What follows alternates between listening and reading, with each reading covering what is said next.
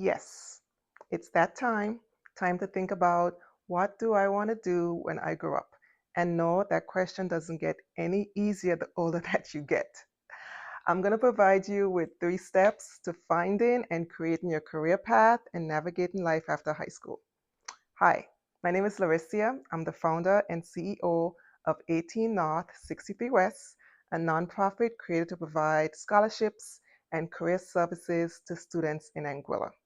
On this channel, I provide information on career exploration and career readiness, from applying for your first university to your first job, based on my experience growing up in the Caribbean and attending a US university, as well as my current research with high schoolers going through the same process. So if that's something you're interested in, stick around.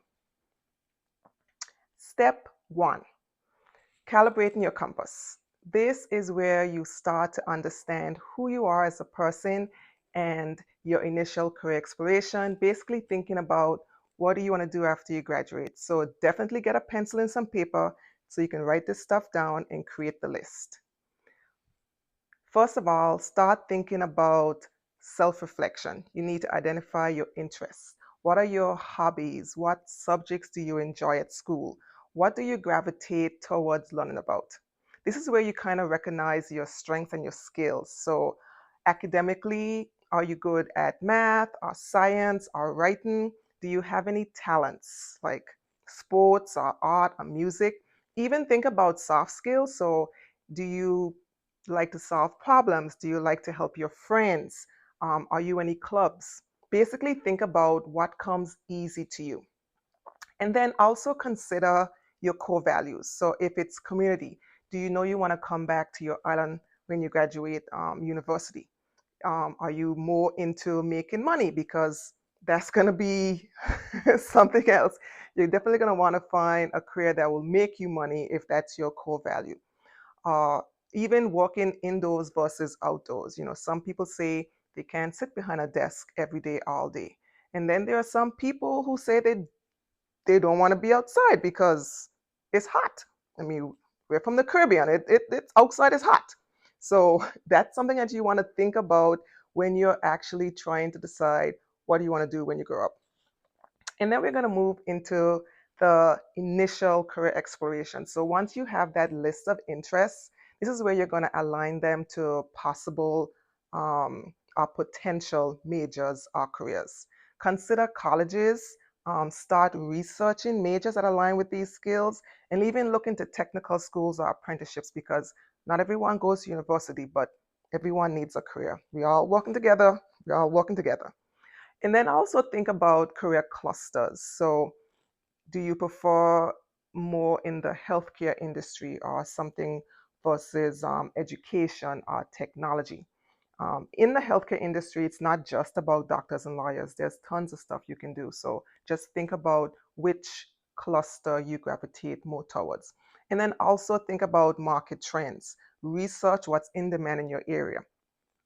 We know tourism is a main industry in Anguilla, but do you know what the number 2 industry is? Offshore banking. Something to think about. Definitely research, because you want to make sure whatever you decide to do, you can actually come back and find a job if your goal is to come back.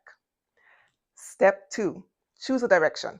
This is where you're going to connect all those interests that you just wrote down to potential career pathways. So this is a step where you're going to be narrowing your focus to something that aligns with you.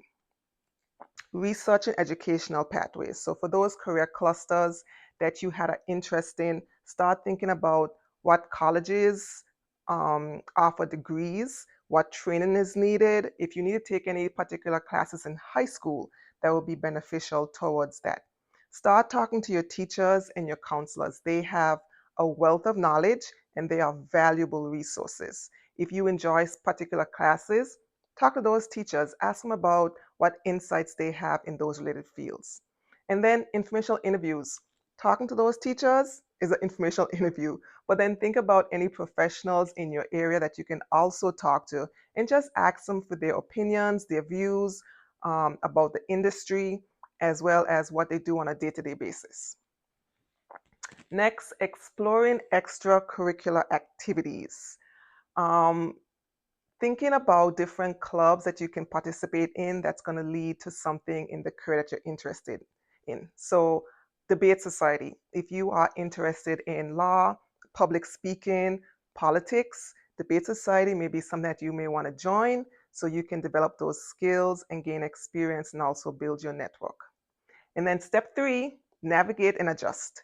This is the step where you start creating a plan and taking action, but also staying flexible because we never know where life's going to take us. Set specific goals, short term goals, long term goals. Will you be applying to colleges? Which ones? Where? This is where you start thinking about, do I want to go to a US university versus UK versus Canada? If it's going to be UK, you have to take advanced subjects. Will you be taking them on the island or in UK? Stuff to think about. Make a list, make a plan. I like to say, it's not mine, but anyway, I like to say a goal without a plan is just a wish. So make a plan for every goal that you have. And think about making smart goals. Make sure that um, your plans for your goals are specific, measurable, achievable, relevant, and time bound. You got to put a time on it or you're never going to get it done. And then lastly, stay open and adaptable because plans change, things change, you're learning about yourself, you're learning about the world, and you don't know where it's going to take you, but it's going to take you somewhere great. If you want all of this information in one spot, head over to 18 North 63west.org. That's 18N63W.org and subscribe, and you're going to get a free PDF copy. Until next time.